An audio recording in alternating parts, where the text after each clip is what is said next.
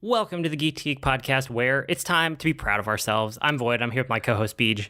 Oh, I'm always proud of myself. That's good. That's a good attitude to have. Today, we are talking about the opposite of last week. So you want to talk about gaming shames, and I was like, hey, what about our gaming prides? Like, What makes us proud that we've done in gaming? And that's kind of what I want to talk about. Like, just the opposite, the opposite attitude of last week. So what are your biggest gaming prides? It's kind of interesting because I see what you've written here. I want to talk through it. Obviously, we always see each other's notes, but like yours are very different than mine. Like we kind of hang our hats on different things when it comes to gaming, apparently. Yeah, and what really surprises me is that neither of us really, except for like one on mine, is like based around achievements in games, like the arbitrary achievements, you know, where like the Xbox achievements, PlayStation trophies, like even World of Warcraft achievements when that was put in. It's like none of ours are really with those. And so like for me, it's always been about accomplishing something, and that's kind of the way yours are. But like one of my biggest ones was when I actually started a heroic rating in WoW. Like we were pushing heroic content with some of the league guilds on the server, and so it made me really, really proud to be pushing that and being ahead and being capable of doing that after having earned the nickname Professor Stands in All the Fire. And so that is very a proud moment for me. And then like when Burning Crusade came out, I was one of the first level 70s to get there and to have flying when that expansion launched, because me and a group of my friends sat down, and this was in 2006, so I just graduated college, and I was in that kind of weird amorphous what am I doing with my life phase. And what I did was work to level 70 very quickly and gained flying before most people were through that content on the server. So I was again pushing that kind of content, and I moved back from that, but I'm proud of having done that because it was a lot of fun to be able to see that first, you know, because I wasn't in the beta. And it was live stuff that I saw. That's interesting. Well, and so another one of yours was Ultima Online too, right? So you have a couple MMO things in here. Actually, almost all of yours are MMO. This is interesting. Almost all of them are. It's because most of my gaming history has actually been MMOs. It's like when I look back at so much of the console stuff that I've played, it was between MMOs or kind of as side stuff or before.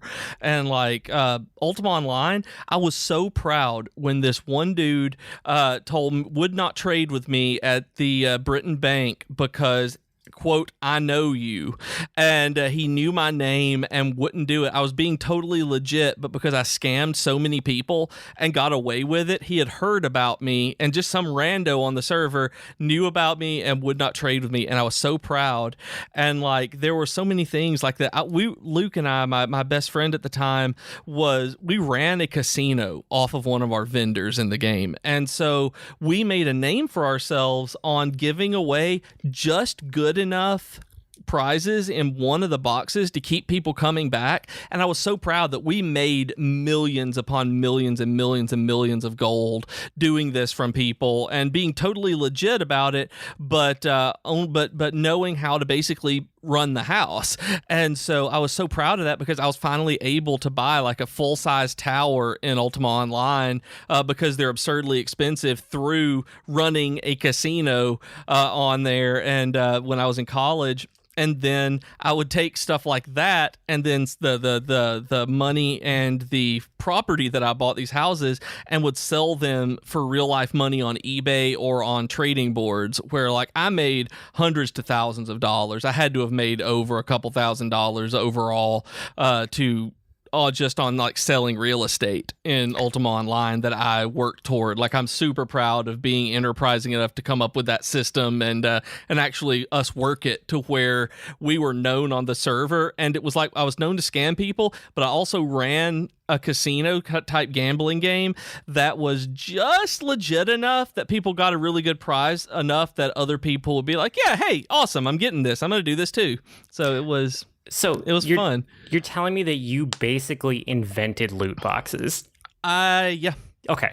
Just making sure that I'm understanding. You basically made loot boxes before loot boxes were a thing, and then you found a way to convert in-game currency to real-life cash. Like that's actually extremely impressive. Pretty much, yeah. We would take all of these items. The way that we did it was you could sell bags on your vendors, and you could set it where no one could see it. Like, people could look inside the bags, but you could put a locked box in there, and you could put sell a key with it, and so they could basically pick any of these bags that were priced at like 30,000 gold, 100,000 gold, whatever it was that we had it at. I can't remember. And then with a prize, we would have a little book in there with the list of prizes and tell them, hey, you get a chance at this. And here's some of the like top like 5 prizes on there. And we would have like 40 bags and stuff. And they couldn't open up the locked chest to see which one was inside. So they would buy the overall bag. They would stand there. Actually, the key was locked down on the house where they could use the key that we had available to them, and then open it up and see if they got their prize. And then we would take that money, buy real estate with it or whatever, and end up selling it on eBay or trading boards. Yeah, where we just found a way to really convert that currency that worked very effectively. Like we had for anybody who played Ultima Online back in the day when they moved the skill set above 100, it was a skill-based game instead of level-based, so you could have 1 to 100 in 7 skills.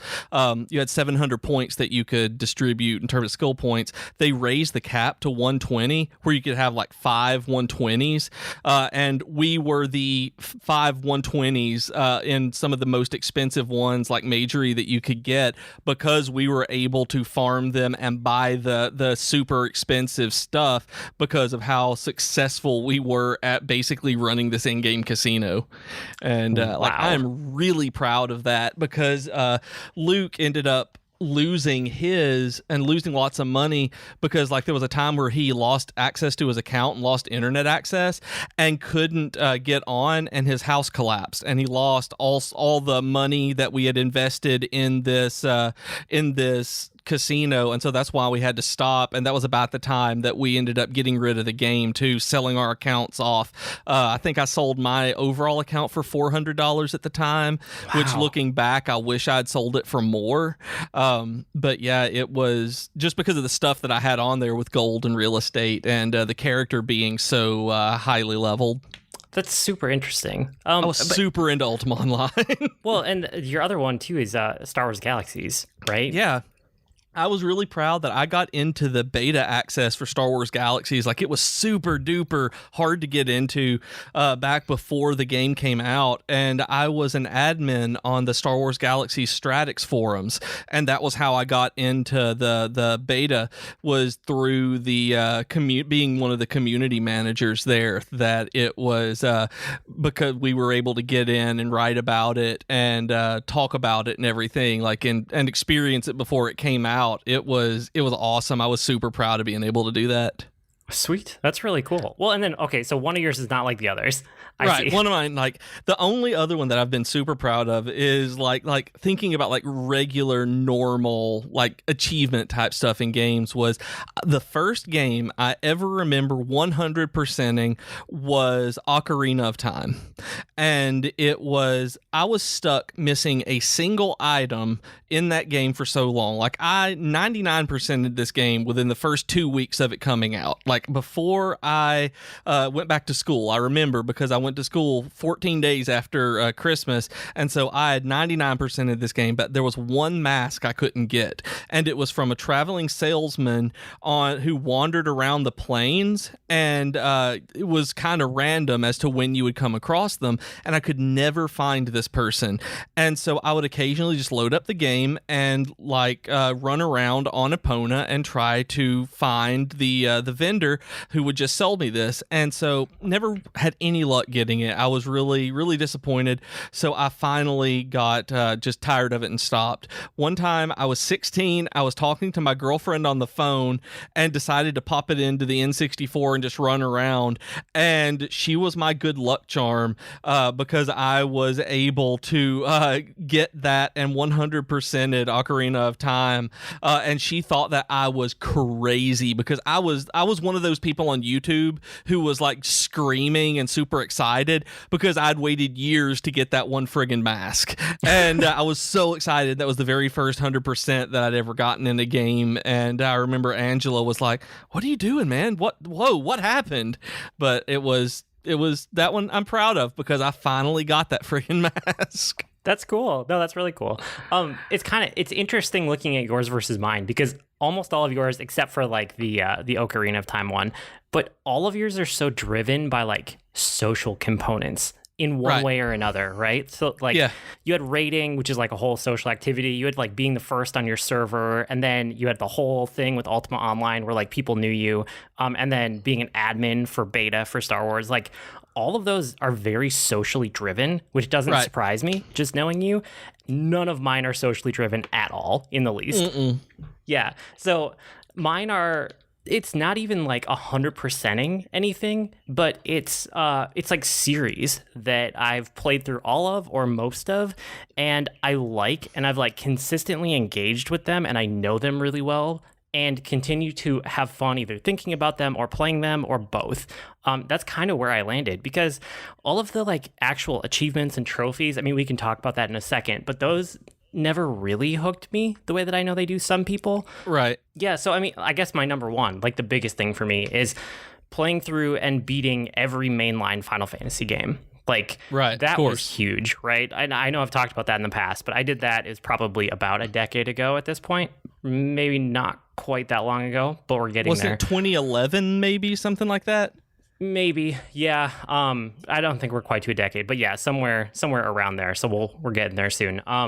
And just like having done that and gotten the whole context and like playing all the games and enjoying them all to one extent or another for kind of what they offer, I love the Final Fantasy series, but also I love that I have all of that context around it so I can have a conversation with anybody about Final Fantasy, like kind of regardless of which game they've played, how they've interacted with it, because I can jump into like any frame of mind because I've played all of it. Like I know what people are talking about, and I like that a lot.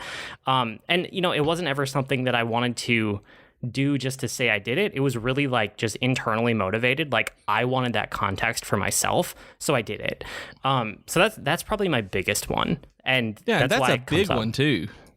Yeah, not a lot of people have played every mainline Final Fantasy game. And I mean, that's one that I've not played through all of them. Like, I'd never been able to finish 1, 2, or 3. Like, I've gotten very far in them, seen endings and boss fights, but I've never been able to get all the way through them.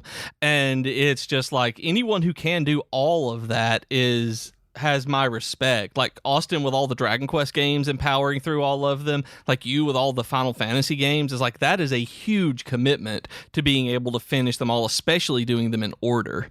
Yeah, it was super fun, and I still want to go back and do it again at some point. I just don't know when. I got to figure out when that fits into my schedule. Scheduling is always the real challenge as an adult. But beyond that, the other ones are kind of along the same lines. Like, I played every Zelda game, and I've beaten most of them. I haven't beaten all of them, but I also don't feel this compulsion to go back and beat the ones that I haven't, because I've kind of gotten what I wanted out of each one of them, regardless of whether I finished them or not. And I like the Zelda series. Like, I don't want to go back and replay it the way I do with Final Fantasy, because some of them just, I don't enjoy the gameplay as much, or they haven't aged as well. And that's totally fine. But just having like played all the Zelda games, I also feel good about that. And then I've beaten every mainline Mario platformer. So like, not every Mario spin-off game, because there's a million of those, but that's not what I care about. I'm like, the core Mario platformers, I've beaten all of those. And I love Mario. Like, Mario is probably, or Mario platformers specifically, is probably my most consistent like touchstone with gaming for my entire life, because my earliest memories of playing video games were playing the original like Super Mario Brothers on NES when I was probably like 5 or 6. And ever since then, it's just every Mario platformer that's come out, I've gotten it like right around the time it came out, and I played it and I beat it, and I still do that, and I still love it. So that, I feel really good about that, like as a core part of just my gaming life in general. And it's interesting that you say that because there are so many of my shames that I didn't play, that I've not played through, like the Wii U games, or actually even beaten Galaxy or Sunshine. And so I'm actually looking to rectify that soon, like either if they do a remake on Switch for some of them. And actually GameStop right now is running like buy one get one half off of last generation games, and I think some of those Mario 3D World and 3D Lands are included in that. So I'm going to look and see if I can get fairly cheap used ones to be able to play through soon. Cool. Yeah. That's awesome. I'd love to talk more about those as you play through them, because like I said, especially I've liked as them much all. as you love them. That's huge. Yeah, and some of them, and this is probably for Zelda also, it's like some of them were great at the time, but I wouldn't want to replay them now because they just don't hold up to modern day standards. Right. Whereas I actually think Final Fantasy series has aged a lot better because it's not action based, and that goes so far because controls can be kind of fixed, as they remaster and remake the Final Fantasy games, just to bring it up to like modern day what we expect. But the core gameplay is fine. You just adjust the controls a little bit. Whereas like so much of the core gameplay of an action game is dependent on controls. So by retweaking the controls as you bring those games back and put them on new platforms, you would be fundamentally changing the game in a way that you just can't do. Yeah, and that's a big thing with some of the Zelda games. Like it's hard to play some of the older ones just because of that specifically. And like, although it's weird, like I can forgive some things. Like Zelda has always been so precise when you're playing it. It's what it feels like. It's very solid. But going back, it's kind of hard to play some of them just based on the way that they've made it better. And like Final Fantasy Adventure is the first. It's on the Game Boy, and it's Adventures of Mana, and was Seiken Densetsu 1, and it is really easy for me to go back to for some reason. It's still not a great experience action-wise, but for some reason that one doesn't bug me like the old Zelda does. Like playing the original Link's Awakening on Game Boy feels dated. That one, even though it feels dated, it feels like, oh, I can deal with this, where Zelda doesn't, and I don't know why that is. Huh, that's interesting. Yeah, I can't figure it out. It's like, oh, this holds up well enough, and Zelda's like, oh, I'm going to play the remake. Yeah, exactly.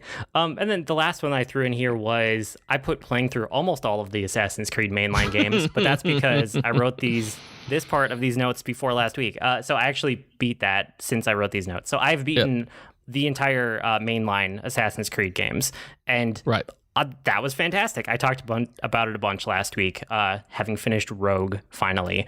But again, it's, I just find myself, the theme here for me is really like, I like being a completionist at like a series level for series that I really enjoy. And it's not like I want to 100% everything. I'm not that type of completionist. I don't need to do every single thing in every single game to feel like I've done it. Occasionally I do, just for fun, or because the mood catches me, or I'm like, oh, that achievement looks interesting. But it's never like my driving force, and it's never something that it just doesn't like keep me engaged. Like that's not enough for me. But having like completed the game, like saw the storyline or experienced the whole game start to finish, that's enough for me to kind of like mentally check it off my internal list so that I feel good about it. Because like that's what matters, is like what you feel about your gaming. It doesn't really matter what it says on Xbox Live or PSN for like which trophies you have or whatever. Yeah, and that's one of the problems I have with trophies, is that some of them seem completely arbitrary to me. Like, some of them are completely arbitrary. It's like, why would I bother doing this? Like, this doesn't even... It's like making it hard mode, but it's not even a fun hard mode. It's just grinding towards something, where I have a hard time with some achievements like that. But then there's stuff like Spider-Man on PS4, where the achievements are attainable, and I feel like, oh, I would like to get a platinum on this because I love this game. But for most games, it's like I like getting achievements, but it's rare that I will want to push forward because I don't get a feeling of pride from having those like some people do. Like I don't feel any need to have that validate my my cred. That's not street cred for me. Yeah, I mean, Spider-Man's a good example because that's one of the ones that I have a platinum for too. And I didn't explicitly go for it. It was just that like I beat the game playing the way that I wanted to play and kind of doing whatever side activities I felt like.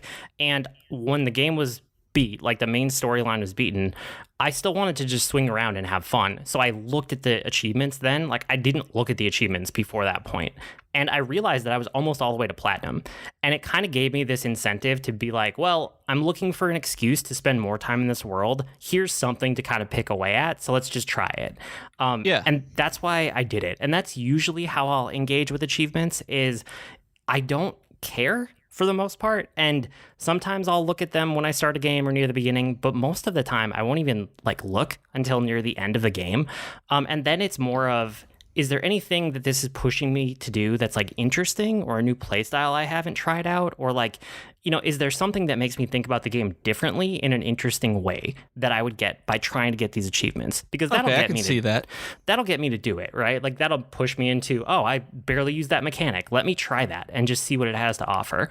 Or the other thing is if I beat a game and like I'm not really going for achievements, but I beat the game and then I look at them and I realize I'm most of the way there, sometimes it's kind of like, yeah, I'm having fun in this world. Like this will keep me here for a little bit longer and I'll take that excuse. Lego games will do that, where it's like, oh, I beat the game, but it's like I still want to play this, and I realize, oh, there's stuff to unlock. Where it's not even so much achievements, but it's unlockables as well. Where it's not even so much a pride or an actual achievement kind of thing. It's just like, oh, I want to continue playing this, and then when I see the complete roster, I'm like, oh, look at all I did. That's pretty cool.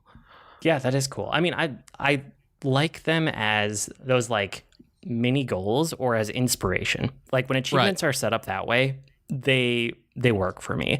And one of the things that I thought was really interesting was like going back and playing Hitman the way that I've been playing it lately as kind of this evergreen game that I'm like dipping back into between other games. I'm finding that the way they do like their challenges and their feats and their discoveries, they give me like the pride and the inspiration that I wish more achievements would give people, because I'm doing those because it's fun and it makes me think and it gives me new ways to engage with the game. And those aren't directly tied to any like trophies or achievements in the game.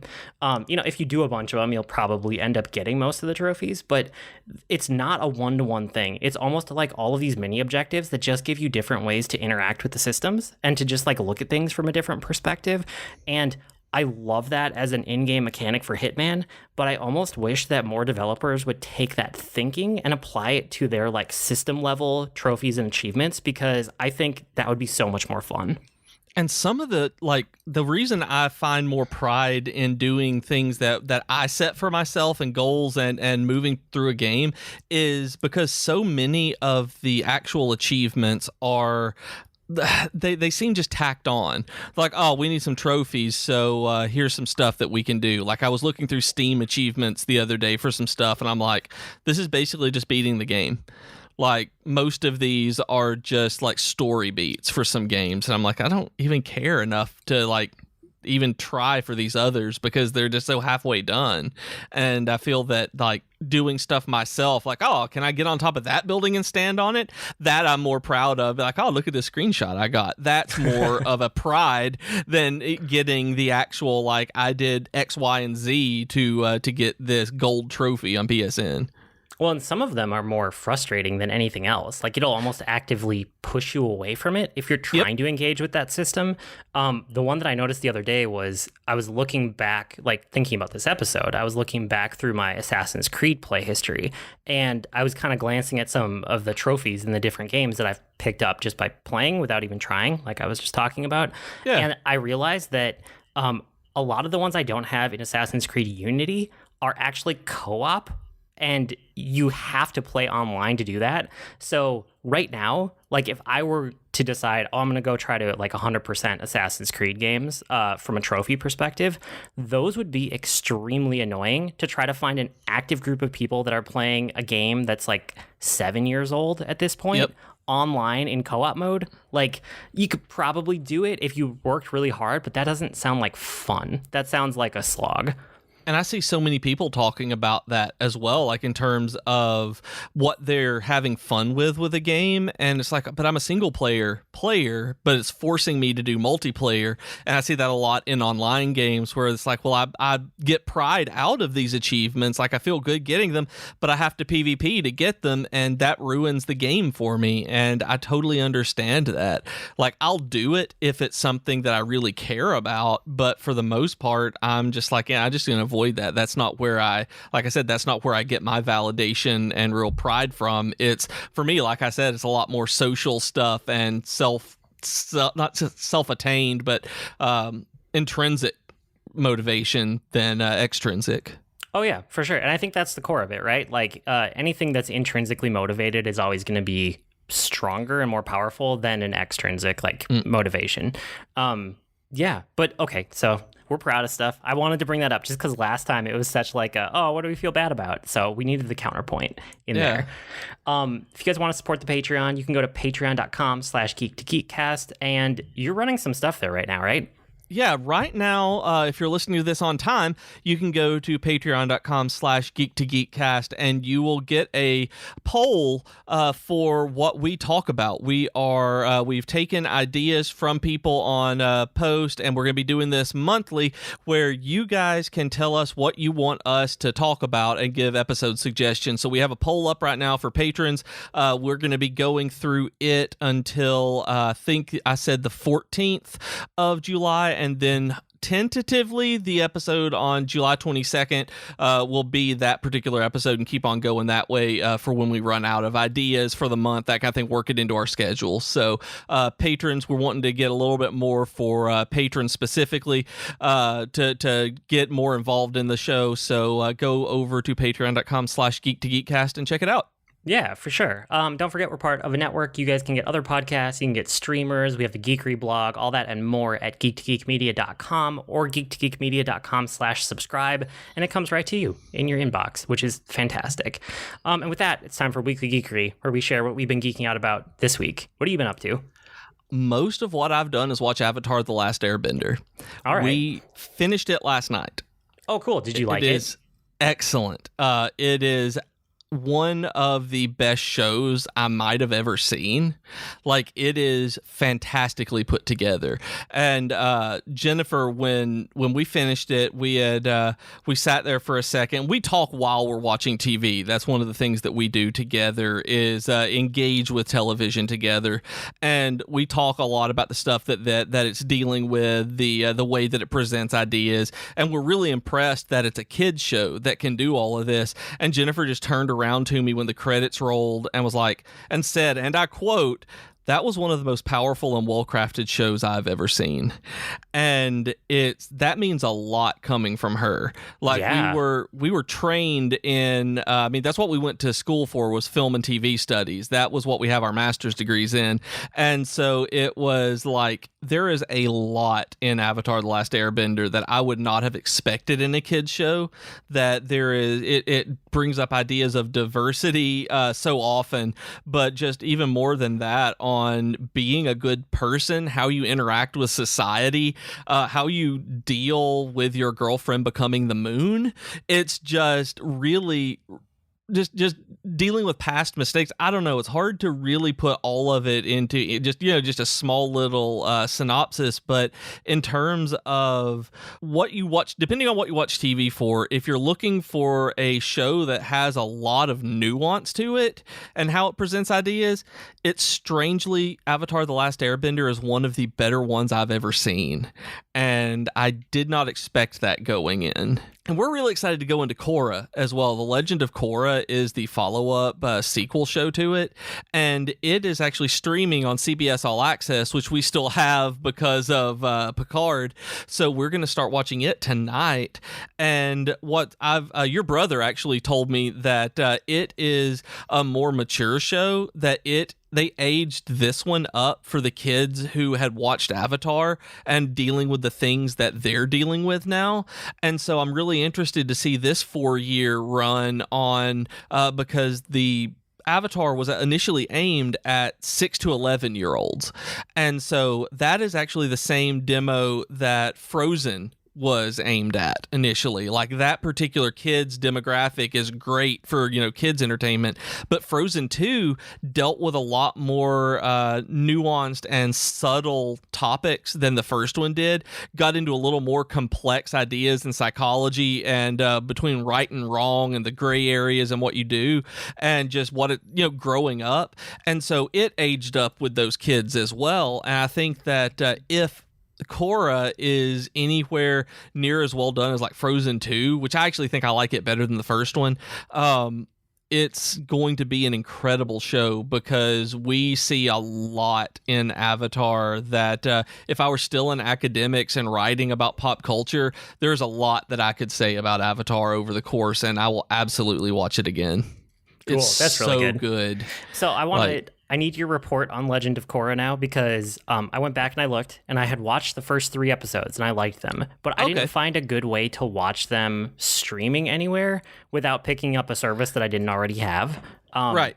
So if you watch all of the first season and it still seems like something I would like, I might just go like buy it on Amazon where I can just stream it on Amazon Prime Video. I got that. And that's how I stream it, actually. I have CBS All Access through Amazon. And so we're paying $10 for that channel, which is cheaper than actually buying the Blu-rays or the individual seasons. So I'm still doing it through Amazon. Okay, cool. So it's that's how we watch it, watch stuff like that. But yeah, we watched the very first 3 minutes of the show last night because I wanted to see the animation style because I knew they had done it in HD, where Avatar was finished in 2001 and in 2005, excuse me. So it was definitely still in SD.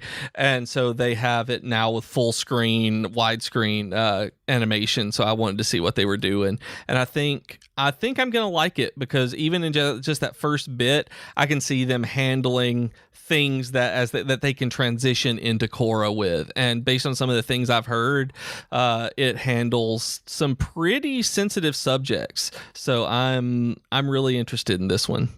That's cool. Okay, I'm interested in it too. I'm on the same page, and I want to hear more. Right. I have a tangent just because this is why I laughed while you were talking. You've mentioned the year that the TV show wrapped up. And there's this thing that happened in the late 90s and early 2000s with video. And a lot of people don't realize this. But I've been doing video production and film production professionally, right? Right. And that was one of the core times when I was doing it. And what happened was there was a period up until late 90s where everything was still on tape in one kind or another or on film. And right. Even though it would be broadcast over SD signals, the master that you were actually working off of and editing to, and that you had a digital, that you had an archived copy of, was a lot better than that because you were working with good raw files. Then they came out with digital cameras that for video, and the sensors on them were not big, but they were enough quality that you could broadcast at basically the same quality. And so there's this period from the late 90s into the first 5 years of the 2000s where the SD footage was actually captured at a much lower rate than the stuff before or after it. So we have a lot of TV shows, especially where you will never be able to remaster it and see it better than you can right now because it was just recorded that way when it was initially recorded. Whereas you can go back farther and you can get really good quality video or film and you can remaster that into HD or 4K or even more than that. And then the stuff that's coming out now is captured on all digital for the most part. And those are really, really high-end ones where it's already capturing it in 4K or 8K or something like that. So it looks great. But there's a weird middle ground in there in those early 2000s where it's yep, that's what those are going to look like for all time, no matter what. That's really interesting because I've looked at the Blu-ray set of Avatar and Korra together to see what that would look like when we rewatch this, because I've really gotten recently into animation. I've found that the more I watch television right now with everything that's going on, I'm having a hard time getting into live action drama, and just, I don't know why, but whenever I'm watching something animated, I'm really engaged in the actual animation itself. And so I was really excited to think about what they were remastering Avatar into on those Blu-ray releases, because of it doesn't look bad by any means when you're streaming it. But I figured that with the better colors, the better resolutions that they could do on a Blu-ray remaster would look a lot better. But that may not be the case with this particular show. It might, because it was animated. So it depends on how they did the raw files for it. Right. But for most of the actual live action TV of that time period, it just is what it is. And if you guys want to see some of the easiest examples of this, go and look at some Star Trek. Just look at Star Trek through the ages from like way back when to right now. And you'll see this period right around Voyager, basically, where things look kind of rough and they're always going to look rough. And that's just the way it is. That's interesting. I had no idea about that because I don't understand the actual recording to broadcast not transition, but process through there. Like, that's something I have never been exposed to, like where it goes from raw to production and broadcast. Yep. Yeah, just that production pipeline. Sorry. Anyway, tangent. But yeah, I'm glad to know that. I like that. But other than that, I beat Link's Awakening. I talked about it last week, how it felt kind of like baby's first Zelda, and it continued to feel that way. I'm glad I played it. I like the game. I totally understand why it was my favorite Zelda growing up, but it absolutely feels like a Zelda game with training wheels. It guides you every step of the way, tells you where to go after each dungeon, tells you what direction to go. It is very, very fun. I played all the way through it, but I didn't go through any of the optional content because I honestly just didn't care enough. And because I played it so much as a kid that with it being almost scene for scene, I was like, yep, I know what I'm getting into. So I just moved forward and never got the more powerful suits or anything like that, or a sword or anything. I never even upgraded anything but hearts. I was like, I'm just going to go all the way through this. And but I really did enjoy it, but it is totally Zelda on training wheels. Yeah, that makes sense. But hey, you finished it. That's good. I did. It's fun. I don't finish a whole lot of games, so I finished that. I saw the credits. I bought Jump Force on Steam when it was on sale, which is a fighting game, and it plays more like Smash Bros than anything. And I say that in a I don't play fighting games way, because you get a particular set of moves and combos that every character uses, and they do something different. So that's not the kind of fighting game that I'm used to, but it's a lot of fun. I've enjoyed it so far, and I've been able to play as a Dragon Quest character through one of the mangas I'm reading, Dai, from Dino Daiboken, and it is really fun to be able to do that. I've played a little bit of Golf Story, trying to get through it. Played a little bit of Golf Story. I can play that I love this game, but I can only play it for short segments. I don't know what it is about it that makes it where I can play it, I have a really good time, and then it's like, okay, I'm done with this for a few minutes or a couple of days, and then I'll come back to it later and be like, oh, I need to play this again. That kind of thing. For some reason, that's that kind of game for me. And then I've watched Jennifer play the SpongeBob SquarePants Battle for Bikini Bottom Rehydrated remaster that they did. And this was a PS2 game, right? Did you ever play the original one? Because I did not. No, I have no idea. I've seen people talking about this game, and I have no context for it at all. It is a 3D platformer that is like Mario 64, Banjo-Kazooie, Yooka-Laylee, that kind of thing, where you're going around, you have worlds, you have different objectives within that world to get whatever the thing that you're chasing, whether it's moons in Mario Odyssey, stars in 64, whatever you're doing, pages in Yooka-Laylee, you're collecting your thing to open up more areas in different worlds. It is very much a 3D platformer style, traditional style.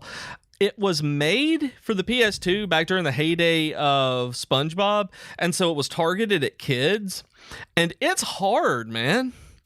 This game, I don't understand how kids were able to do this. It's hard for me, and I'm pretty good at platformers. Jennifer be like, oh, can you beat this and use them?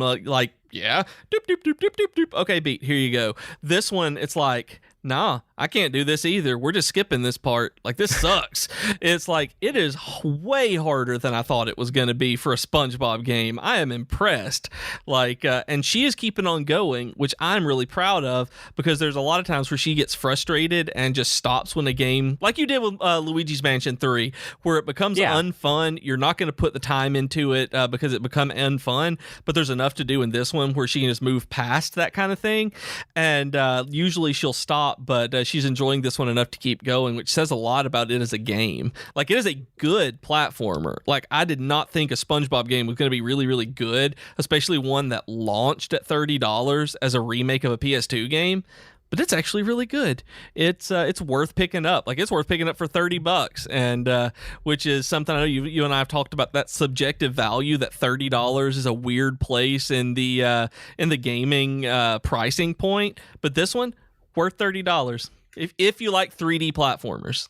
Yeah, I feel mixed about them unless they're Mario, so probably not for me. Yep. I know, that's the way I am. It's like 3D platformer that's Mario, of course I'm going to get it. Another one, it's like, I don't know. But this one, yeah, absolutely. I can recommend this one. It's been a lot of fun for me to play, and more for me to watch her because she adores SpongeBob. So it's been good. I like it. Cool. Oh, that's good. I watched Hamilton multiple times this week because it just came out on streaming, and Hamilton is still amazing and fantastic. And I don't have a whole lot else to add besides the fact that I'm glad that I can now watch the actual like performance of it instead of just listening to it. I've listened to that soundtrack so many times. So this is just a new element. And like I said, I've watched it a few times already this week. It's probably just going to end up on part of the rotation where it's like, I don't know what to watch tonight. My wife and I want to watch something. Let's just watch Hamilton again because it's so good. Yeah, it's that's kind of how I am with the soundtrack. It's like I drove across the river this morning to go to Jennifer's new office, and I was like, I don't know what to listen to today. Hamilton it is. And so I listened to the first act of Hamilton going there and back. So it was like, yep, that's just one of my defaults. And the movie hasn't gotten that yet because of, it's on Disney Plus, which we don't keep it on most of the time. We have to go specifically to that one to watch something, but also because the second half is so emotionally draining that I'm like, I can't sit through that again. Not right now. But man, it made me cry. Yeah, it's really good. So if you guys have heard us talking about it now for like 2 or 3 years and you're like, I want to just listen to the music, now's the time to go check it out. You can actually see the performance, and it all congeals in a better way. Like, it gels together, you know? It's really cool. So anyway, Hamilton's still fantastic. And I was impressed by this recording of it because they recorded it over multiple shows, and then they stayed late one night to be able to record the close-ups and stuff. So it's a combination of different performances of it. And I really like this recording because it is at a different pace than the soundtrack is, the one that's produced. As a theater guy, I'm able to see how these are live performances. And I'm like, the choices that they're making immediately on stage is different than what they're being directed to when they're in the studio. So I'm like, that's how they're, where I can hear the difference and watch it. I'm like, I see why you did that there, but did this in the studio. Like, it's really cool. And I really like the recording that they did for the movie version. Yeah, I mean, honestly, this has made me think about the future of live theater. And I think that if theater wants to future-proof itself and get more people interested in it and draw more people to a live theater production, they should do more of these. Like, they should do recordings that are very professional quality of like Broadway shows or off-Broadway shows, but basically like live theater productions that are produced at this quality. And you take multiple nights of multiple shows and you get them all in camera, and then you pick the best ones in the edit and you put it together and you put it out on streaming so more people can experience it. Because I think that this being available to everybody is going to do so much more for like the long-term interest in Hamilton as like a work of art and as like a theater piece than anything that's come before it, because suddenly it's accessible. And that's one of the hardest things about like Broadway and musicals and theater is that like tickets are expensive, and also most of us don't live by Broadway. It's the way that it is. So yeah, I think this is a really smart thing to do. I would love to see more musicals and more like stage theater plays and stuff come to this. And part of it for me is I want that. And there are multiple reasons to do this, because Hamilton is now eligible for an Emmy, because it was put on a television streaming service. It's eligible for an Emmy from I think it's called like TV musical and variety or something like that is what the category it falls into. So there's a chance it could win an Emmy. It's not eligible for an Oscar because it's a pre-recorded theater production, and so it's not eligible for an Academy Award. But it opens up more marketing for them, more exposure for recordings and televised things like that. And I would pay to see Broadway and off-Broadway productions of shows that I want to see that I'll never have a chance to see. Like right now, I would watch an Avenue Q one. I would watch an In the Heights one. I would absolutely watch Next to Normal if I was able to. You give me Waitress and just so many of these that I can't see because I'm nowhere near Broadway or even a major like touring area for theater. Is like I would give them money to watch a recording of that. And it's maybe this is because with the pandemic, with COVID-19 limiting how we may be able to gather in the future, and with theater specifically being a super spreader event because of speaking more loudly and projecting actually projects the droplets and the virus out further. This is a really good way to future-proof theater, like you said, and I'm 100% behind it. Let me pay you to watch that stuff that I can't give you money for. Oh yeah, me too. And I mean, you know, I am by a place where all the major like tours come through Minneapolis, right? And I'm in the Twin Cities area. So like, but even that, it's you gotta, the scheduling is always hard as an adult. Plus you have to have money for it. Like tickets are not cheap for live theater. And I don't know, it's just, it's a whole thing, right? Like you have to make a whole night of it and it becomes a whole event and you have to save up for it. And it's like, if they did more to bring theater to more people through streaming services, I think it would pay off for like everybody. I think it's win-win all the way around. So I hope to see more of that in the future. And for you, yes, it doubles the price because you have 2 children to take with you. And even for me, it's just Jennifer and myself, where we only had to pay 2 exorbitant priced tickets. Like you have to pay 4 exorbitantly priced tickets. Yeah, or leave them home and get a babysitter, which is different but still effective. True. Yeah, so Hamilton's still fantastic. Besides that, the other main thing I did this week was I beat Assassin's Creed 3. So I may be kind of on a replay through Assassin's Creed. The Assassin's Creed 3 specifically, I picked it because it was like on theme for the holiday because it was just the 4th of July. And that's literally the only reason I picked it was because I was like, let's see the Revolutionary War one. Like I have no other reason, and I've played them all, so I don't have to play them in order, you know, this time. Right. This is probably the worst paced mainline Assassin's Creed game in the entire series. There are 12 sequences, which is pretty normal, somewhere around 12. And that's kind of like the chapters of the game. But in Assassin's Creed, they're always called sequences. And you don't fully unlock your core abilities in Assassin's Creed 3 until sequence like 6 or 7, which is at least 50%, if not more, through the game. And that's brutal. Like it was, as somebody who actually understands the kit that you normally have to work with, I hated it. Like I hated how slow that ramp up was. The story was fine that was going on during it, but it was just that was, you know, frustrating. But once you get your whole kit, the underlying systems are fine, you know, even though this one is, I don't even know how old this is at this point, but, you know, this is a ways back in the series. The story was very on brand for 4th of July, but I think what I ended up with was that I like the other games around this one better. This has close ties to Black Flag, which is Assassin's Creed 4, and also to Assassin's Creed Rogue, which is the one that I beat and talked about last week. Those are both better paced games with better told stories, and the systems in those games I think are better too because they've had more time to refine it. So there's nothing like wrong with Assassin's Creed 3 outside of some wonky pacing, but I do like a lot of the other games in the series more than this one. But again, if you want Revolutionary War, 4th of July, this is the one to go with.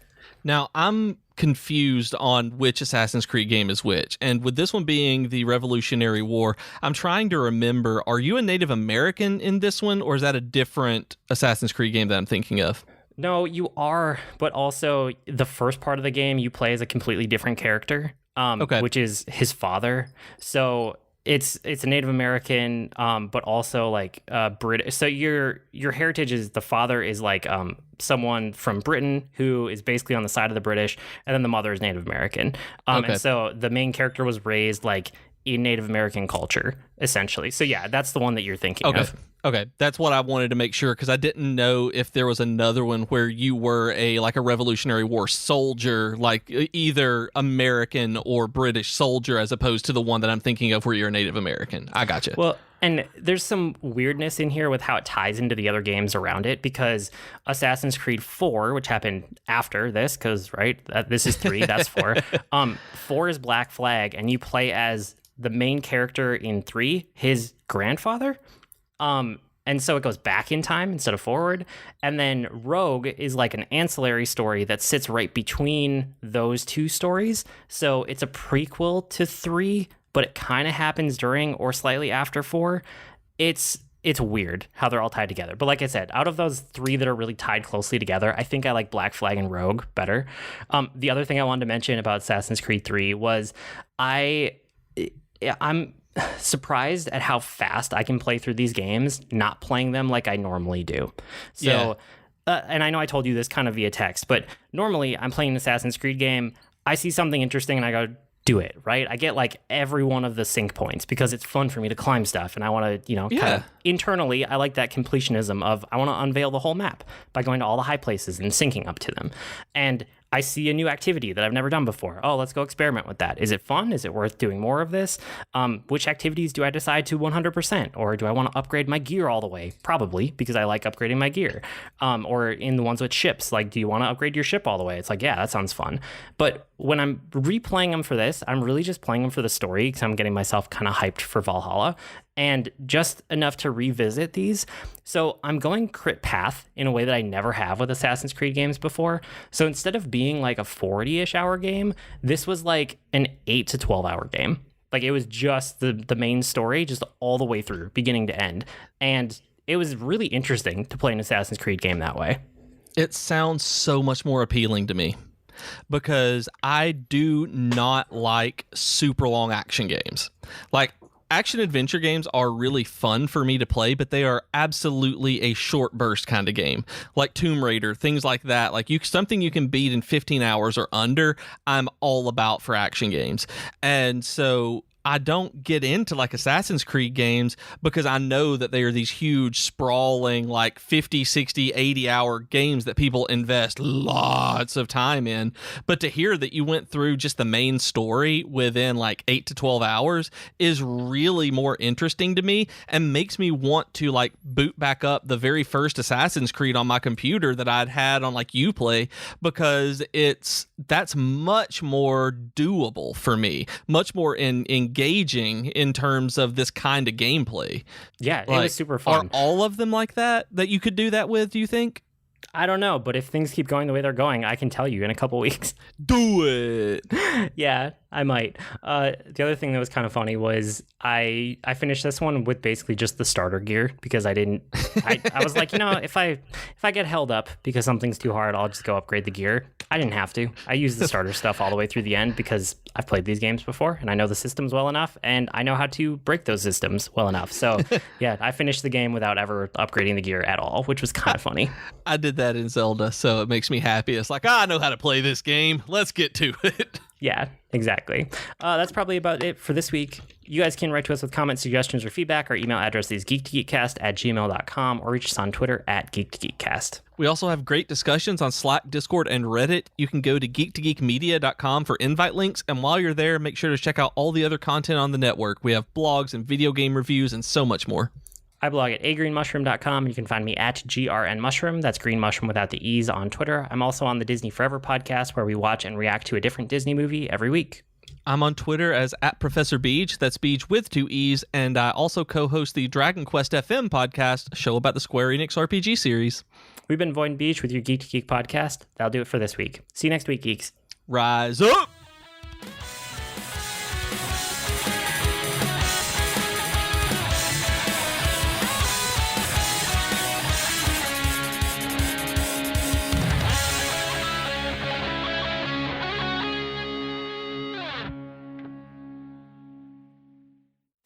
When toxic culture has you down. When you're just looking to laugh and have fun. Kick back and enjoy watching a video game. Or just make some new friends. It's time to visit the Geek to Geek Media Network. A community of podcasters, streamers, and bloggers. Well, more of a family than a community. All dedicated to geeking out about the things we love. Things like video games, Star Wars, comics, Movies. K-pop. Disney Plus. Keanu Reeves. New. Or whatever our community decides is the next best thing. That's right. We have a great online community on Slack and Discord where we chat about our weekly geekery with listeners and viewers. and each other. Yep, and each other in real time, and we can't wait for you to join us. So come check us out at geektogeekmedia.com. And escape toxic fandom for something much more... Keanu? Yes, Keanu.